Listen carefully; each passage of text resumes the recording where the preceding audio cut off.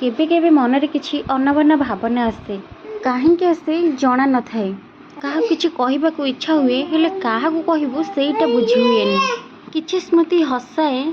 हेले आउ किछि स्मृति चुप कर दिए। जीवनर सब प्रश्नर उत्तर आमको मिले नहीं किछि प्रश्नर सहित आमको बंचिबाकू पड़े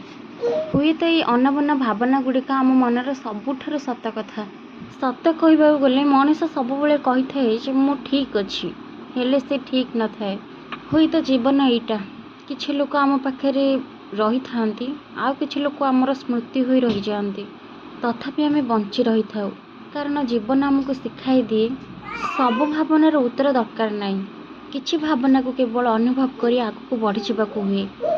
एटा ही जीवन। किछि लोक आम जीवन को आसती आमको अनेक स्मृति दे जाती हठात से आम जीवन रू सबुदिन दूरी जाती सेमाने चली जाती किंतु सेमानक सह बिताइथिबा से समय से स्मृति केबे भी मनरू चली जाए नहीं। किछि संपर्क आम पाखे रहिबा पई आसी न थांती